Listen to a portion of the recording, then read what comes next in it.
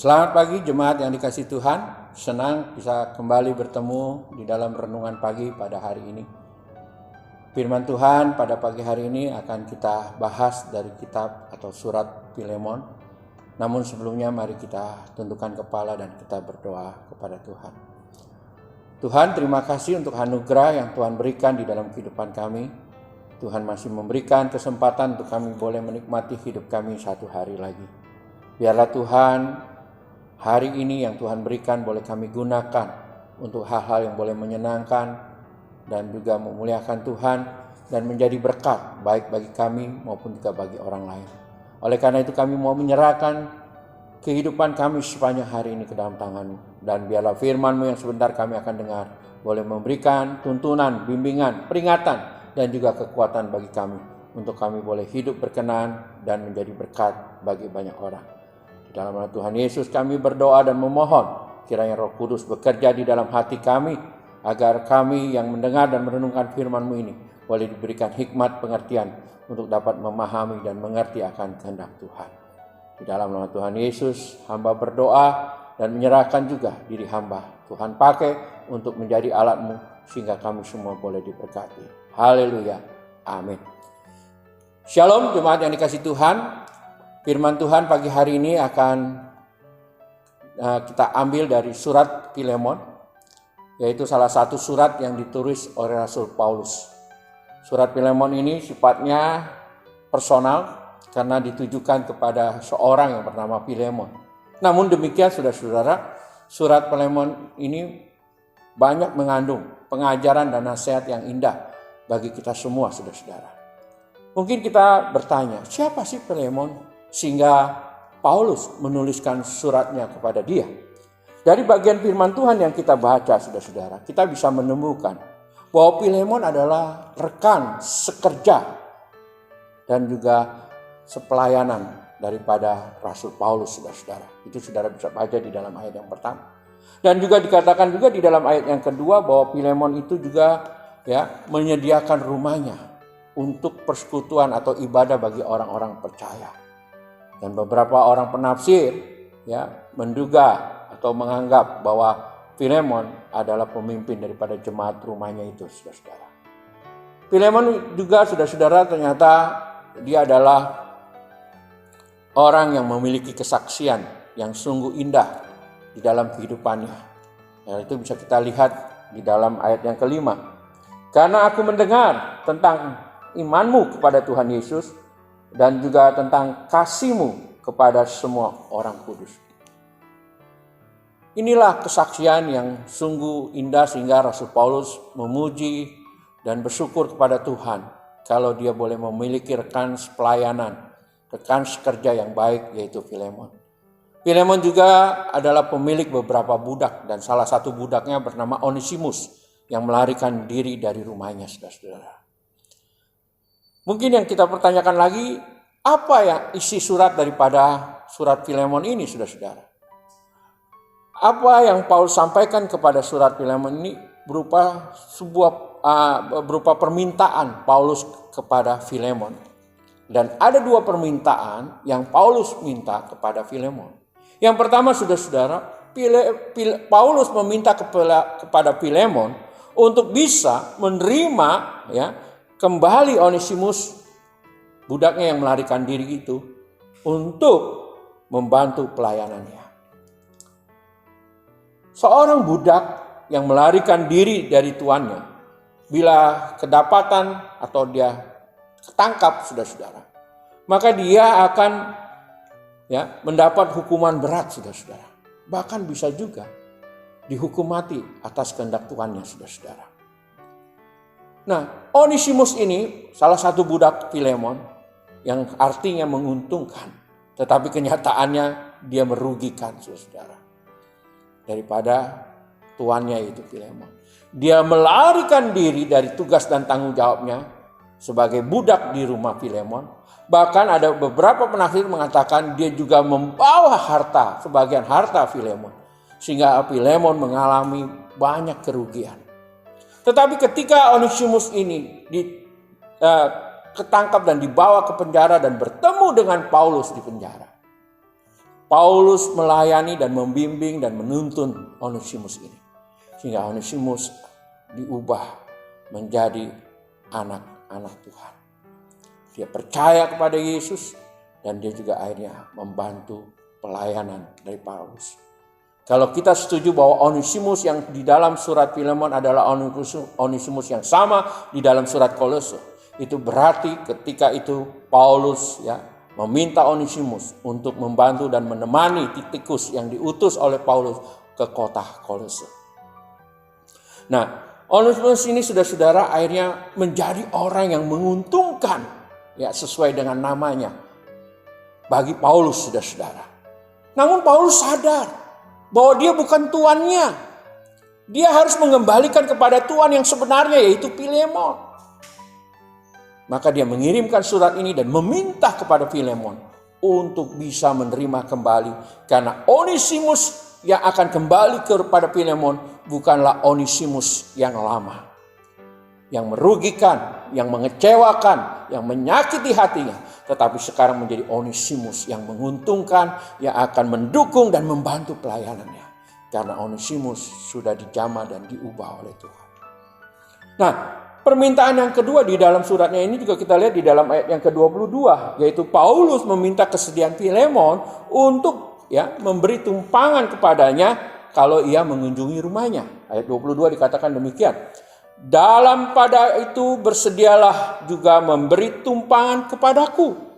Karena aku harap oleh doamu aku akan kembali kepadamu.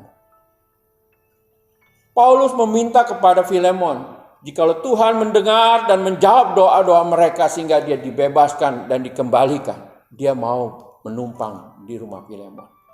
Dan Paulus meminta agar Filemon bersedia untuk memberikan tumpangan kepada dia. Nah, dari surat Filemon yang kita baca ini, mungkin kita juga bertanya, apa yang kita dapat pelajari? Apa yang dapat kita lakukan melalui kebenaran firman Tuhan yang kita baca dan renungkan di dalam surat Filemon ini? Pelajaran yang kita dapatkan melalui surat Filemon ini ada 3 hal. Yang pertama tentang pengampunan, Bapak Ibu. Paulus meminta Filemon yang penuh kasih untuk bisa menerima kembali Onesimus dengan mengampuni dia yang telah merugikan untuk bekerja di rumahnya kembali. Pengampunan hanya bisa terjadi bila dilandasi kasih. Sebab kasih menutupi segala sesuatu. Hal inilah yang dilakukan Allah kepada kita, saudara-saudara. Karena kasihnya yang begitu besar, Ia telah mengaruniakan anaknya yang tunggal Tuhan kita Yesus Kristus untuk menyelamatkan dan menebus kita, saudara-saudara. Tanpa melihat kondisi dan keadaan diri kita. Sebab kasihnya menutupi kelemahan, kegagalan, kecemaran, kesalahan, dan dosa-dosa kita. Itulah yang Allah dan Kristus lakukan bagi saudara dan saya. Yaitu dia mengampuni karena dia mengasihi kita. Pelajaran yang kedua yang bisa kita peroleh yaitu tentang pemulihan di dalam Tuhan, saudara-saudara. Onesimus sebagai budak buronan yang telah merugikan tuannya. Ketika dia berjumpa dengan Paulus di penjara dan dia dibimbing dan dituntun, akhirnya Tuhan memulihkan kehidupan dia. Ia yang seharusnya dihukum mati karena perbuatannya itu, namun dipulihkan dari hukuman itu dengan mendapat pengampunan dari tuannya, yaitu Filemon, bahkan dijadikan untuk menjadi orang merdeka, saudara-saudara, di dalam ayat yang ke-16. Kasih bukan saja mengampuni tetapi juga memulihkan hidup kita, saudara-saudara. Kristus yang telah mengampuni kita, Ia juga yang memulihkan hidup kita. Dari seorang seteru atau musuh Allah menjadi anak-anak-anaknya.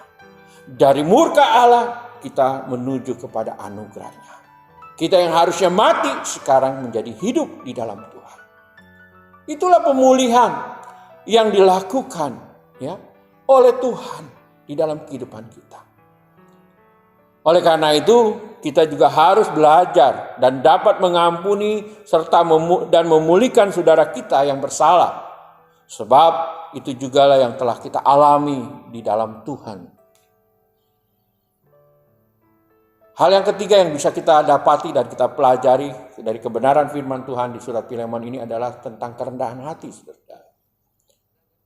Paulus, saudara-saudara, ya, sebagai seorang pemimpin atau mentor daripada Filemon yang melayani dan menuntun dia sehingga dia percaya, bahkan juga dia menjadi pelayan Tuhan dan rekan sekerjanya. Tidak menggunakan haknya itu dengan semena-mena atau aji mumpung, saudara-saudara. Walaupun Rasul Paulus mempunyai hak atau kebebasan untuk berbuat apa yang ingin dia lakukan atau yang ia mau kepada Filemon, tetapi dia tidak melakukannya.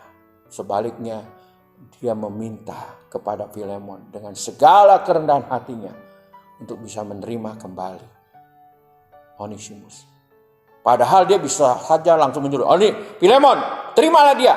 Kau ingat, kau anak buahku ya, kau harus melakukannya. Tapi dia tidak melakukan hal itu. Dengan kerendahan hati dia bilang, aku minta kepadamu, terimalah Onesimus. Sikap itulah saudara-saudara yang dinamakan kerendahan hati, di mana kita mengenyampingkan hak-hak kita demi kepentingan orang lain. Bukankah itu yang dilakukan oleh Tuhan kita Yesus Kristus? Di dalam kerendahan hatinya, ya, ia datang ke dalam dunia yang penuh dosa, meninggalkan surga mulia, menjadi manusia, bahkan dia mengambil rupa seorang hamba, menderita, bahkan mati sampai di atas kayu salib demi saudara dan saya. Kita sebagai orang percaya dan murid-muridnya sudah sepatutnya meneladani dan melakukan seperti apa yang telah Tuhan Yesus lakukan. Dan juga kita boleh belajar terus kepada Tuhan. Karena Yesus Kristus Tuhan kita adalah seorang yang rendah hati. Matius pasal 11 ayat 29 berkata, sebab kuk yang kuberikan itu ringan. Dan belajarlah kepadaku sebab aku lemah lembut dan rendah hati, saudara. Jemaat yang dikasihi Tuhan, mungkin kita pernah mengalami kondisi seperti Filemon, di mana kita dirugikan, dikecewakan, disakiti oleh bawaan kita kah, atau pegawai kita kah, atau juga rekan sekerja atau sepelayanan kita, yang membuat kita merasa marah, kecewa, kesal, sehingga relasi kita menjadi rusak satu sama lain. Mari kita mempraktekkan kebenaran firman Tuhan hari ini, yaitu kita mau mengampuni mereka. Karena kasih Kristus yang tinggal dan yang ada di dalam hidup kita, itulah yang memampukan kita untuk bisa mengampuni mereka. Bukan saja mengampuni, tetapi juga kita boleh memulihkan kembali hubungan kita yang sudah rusak. Sehingga kita bisa kembali bersama seperti sedia kala. Jangan biarkan saudara-saudara masalah itu menjadi kepahitan di dalam hati kita. Karena hal itu akan membuat kita kehilangan sukacita, damai sejahtera, dan kebahagiaan. Sebaliknya dengan saling rendah hati kita mengampuni dan memulihkan hubungan kita satu dengan yang lain. Sebab itulah yang diajarkan oleh Tuhan di dalam doa kita.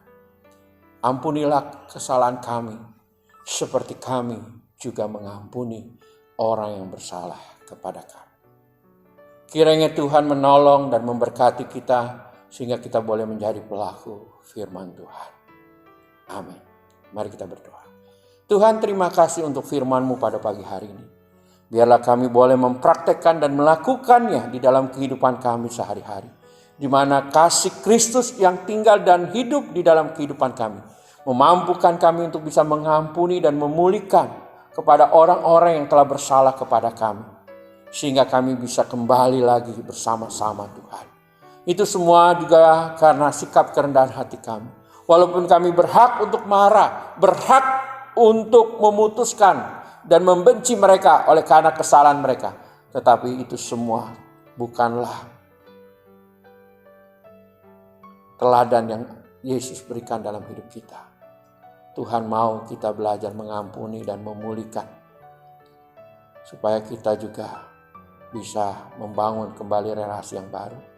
Kerendahan hati kita lah yang membuat kita bisa untuk melakukan kasih Allah di dalam hidup kita, untuk mengampuni dan memulihkan saudara-saudara kita. Terima kasih Tuhan. Kami menyerahkan seluruh hidup kami, pekerjaan dan keluarga kami sepanjang hari ini ke dalam tangan-Mu. Berkatilah Tuhan, agar kami boleh menjadi berkat bagi semua orang dan boleh memuliakan Engkau. Di dalam Tuhan Yesus kami berdoa. Amin. Selamat pagi jemaat yang dikasihi Tuhan. Selamat bekerja, jaga kesehatan, tetap berdoa. Tuhan Yesus memberkatimu.